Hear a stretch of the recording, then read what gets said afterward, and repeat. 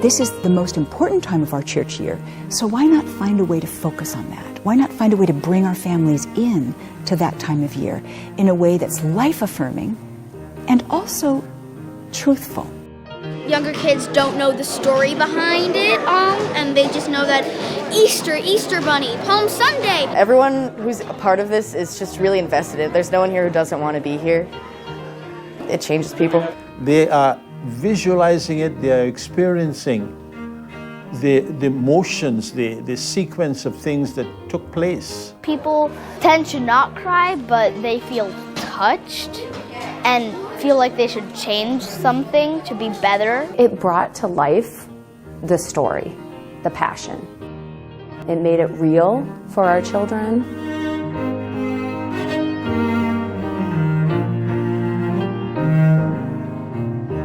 Our church, as probably most churches, have a Christmas pageant, and it's, the kids dress up and they're all the different characters, and it's fun and it's wonderful and it's a lovely story. So how could we engage our community in the same way around the Passion, around a whole journey through Lent? The challenge was how to tell the story of a glorious life that ends in a horrible death. So we started thinking about a way to tell the Passion that was appropriate for all ages and hopefully worked for all ages and was also true. That's where it started. That was the genesis of it. This is a Palm Sunday presentation, and it's always pre-Mass. It's about a half an hour, and it comes before the Mass. The Palm Sunday Gospel is in it. The coming into Jerusalem is in it. The Last Supper is in it, and the Passion, Jesus' death, is in it. The day becoming night is in it. We didn't want it to just be a Passion play. We wanted it to be a project, a Lenten project for families. I just remember thinking that there could be a way to tell this story with the puppets that could work for all ages. I grew up in the Catholic Church when we were still using Latin in the Mass, and I always have a wish to lift us into a slightly different space, And so I think puppets really do that, really can take us out of ordinary reality and bring us into an open spiritual space. I think it really speaks to what kids can understand and what kids can handle, especially when they're younger. You can hear a story, but then to actually be a part of a story or to see the story is different. And now they want to be a part of it every year. Well, young people tend to not pay attention during Masses. That used to be me. I would always try to distract myself and distract the people around me so I have something to do. So being able to learn the scripture while moving around really helps the younger children to learn what happened in our religion. I think it's really a fun way to tell the story because you get to be in the play and experience it, not just watch it. Watching the story and watching other people act with me again and again makes me just realize how much he sacrificed for us. What Christ experienced, they will see it better than just reading it from a book or somebody on a pulpit telling them the story. Actually, Palm Sunday was when we were first introduced to St. Joan of Arc, and our son turned to us and said, "Why are we not members here?" And so we said, this is the church for us. Family Mass isn't just for kids, it's for families. And I think that's a gift that St. Joan of Arc really provides for families. It's also important for families' own sort of faith calendar, that every single year they look forward to this, whether in the seats or as part of it. The congregation also look forward to this, and it's an important milestone in their faith journey. So what we do is we have families commit to this whole journey. It's a journey together through Lent. So it's a journey as families, which is really very precious. It's also a journey as a community. So it's not just the kids show up and do stuff. It's not just the parents show up and do stuff. It's families show up together and do stuff. They come on 3 different Wednesday nights. We call them our build nights. And we ask the kids to build masks. And they work with Heart of the Beast artists doing this. And we ask that the mask is a reflection of God's love in the world. We talk about the meaning that we're trying to get at with what they make in the workshops, which is kind of your best self, the essence of spirit living through you in the world. There are things in the world that are just wrong. And Jesus came to show us a whole different way of living in the world. The stuff we were just talking about, the violence and the hate, he saw it. He refused to be part of it. But he also refused to run away from it. And that's what he's asking us to do, really. He's asking us not to be violent or hateful, but also not to run away from violence or hate. If we can help it, try to change the world, right? That's what he asks.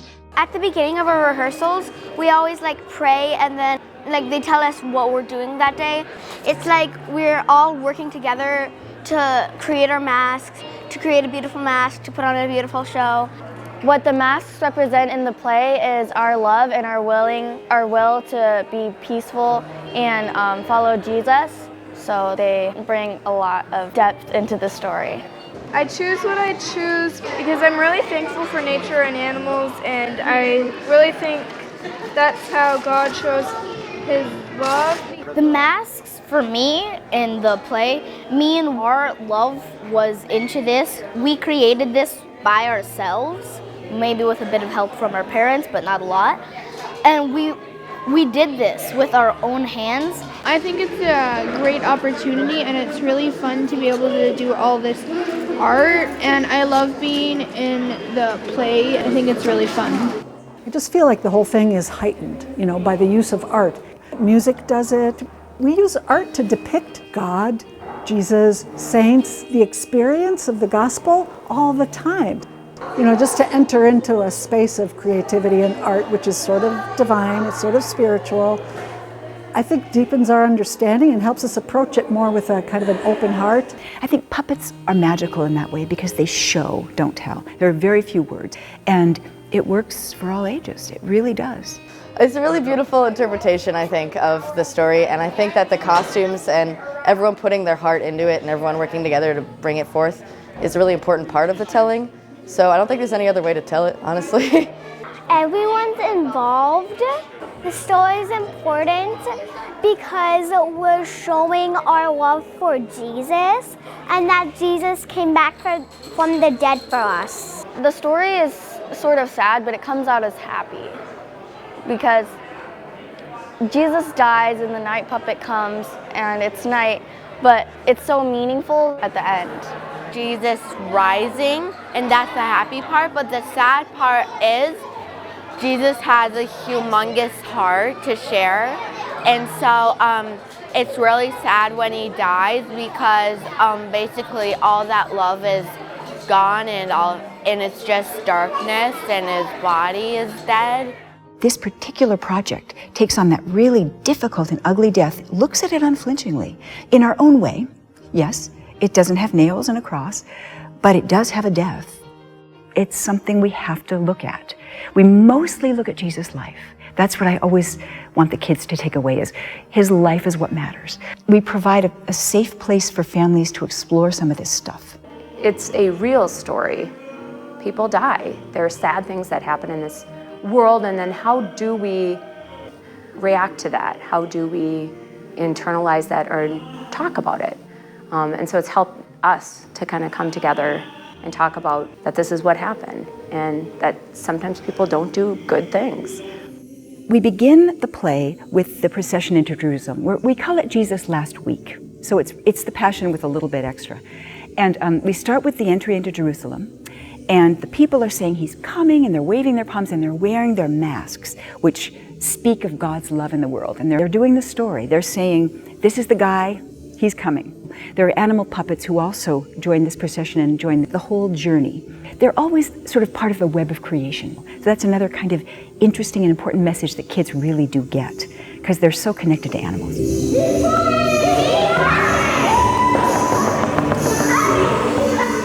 And then Jesus does a dance. It's Lord of the Dance, and Jesus shows us not just a God of love, but a God who loves life, right? So a God who so loves this world, because that is sort of Jesus' life. I danced in the morning when the world was begun. I danced in the moon and the stars and the sun. I came down from heaven and I danced on the earth. At Bethlehem I had my birth. delightful words. I want people to be participating. I want them to be part of what I'm saying and doing. Your whole emotional self becomes involved. Not just your legs and your arms, but your whole body, your soul, your spirit. And then we move into the Last Supper. And Jesus moves behind the altar, breaks the bread, gathers his friends around him for a final meal. The animals turn toward the altar. The Last Supper really, I think, sets off a light bulb a lot of times with kids, that suddenly they understand why the priest is raising that host, that circle, and they get the connection to communion. We're talking about ourselves being the body, that we take Jesus into ourselves and we bring Jesus out into the world. And that's what we're doing every single week. And I think our play opens kids' hearts and minds and eyes to that. I've seen kids really just learn something and take away something, and I remember when I was little, this was something that really made me think harder about religion and like stories and my church and my community, and I've seen that in a lot of the kids around me too. Sometimes they feel like they're like not important when their parents and the adults are talking. So this is a big way to help them like realize how they fit in and make a lot of new friends.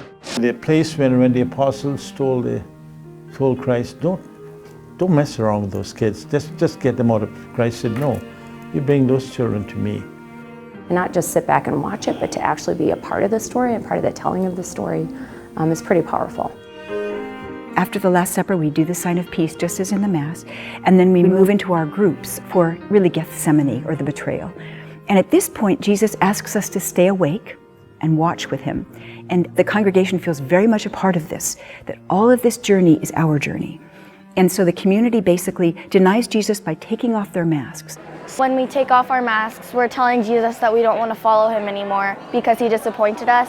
But when he dies, we show him our masks and we tell him that we're sorry and that we're willing to be loving again. And then when we hold him up at the very end walking away, it's saying sorry. But we created these for you and these will be yours forever and always.